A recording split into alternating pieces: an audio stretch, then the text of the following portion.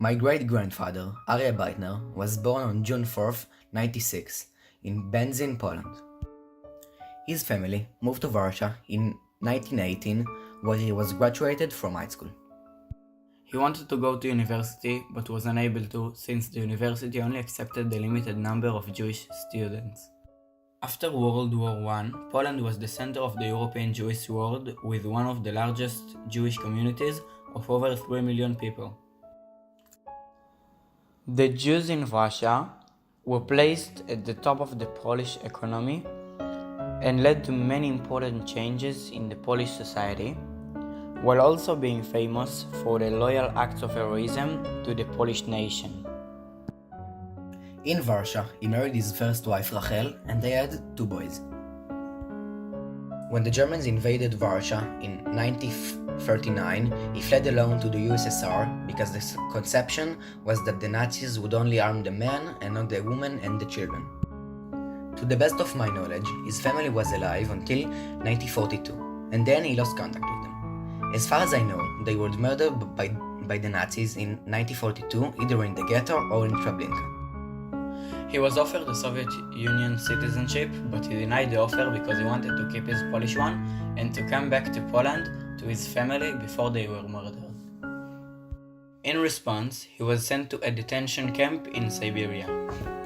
He escaped in 1940 and got to a different camp. In 1941, while the Nazis invaded the Soviet Union as part of Operation Barbarossa, the Soviets freed all of the people who were in the camps. In 1943, he joined the Polish 1st Tadeusz Kościuszki Infantry Division of the Wanda-Wawelska Army, the Polish People's Army. For his service, he received a few medals. He was discharged from his duty in 1945 after the war ended. In 1945, he returned to Poland and served as the local Jewish party chairman and as a Jewish agency ambassador. During those times, he helped many Jewish people immigrate to the future state of Israel. In 1946, he married my great-grandmother Rivka, and then, in 1947, my grandmother Tzipi was born in Poland. In January 1950, they immigrated to Israel and lived in a ma'abara in Lod called Machane Israel. In June 1950, his son Shlomo was born, and in 1952, they moved to Bat Yam, where he lived until he passed away in 1997 at the age of 91. Arie was very brave. Even at the age of 50, he volunteered for the IDF, the Israeli Defense Force, and took part at the Suez Crisis, also known as Sinai War. He volunteered as a tank transporter, and that's because his job in Israel was a truck driver. We would like to present you the full journey of Arie, from childhood to adulthood and old age.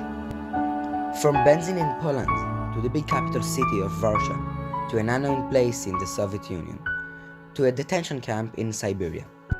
The journey continued to Tashkent in Uzbekistan, and to the many places where we fought with the army in the war. Then to the city of Sosnowiec in Poland, and to a quick stop in Italy before coming to Israel to Lod.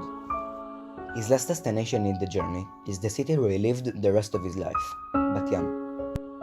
This was the story of Arie's life. Yehi Zichro Baruch.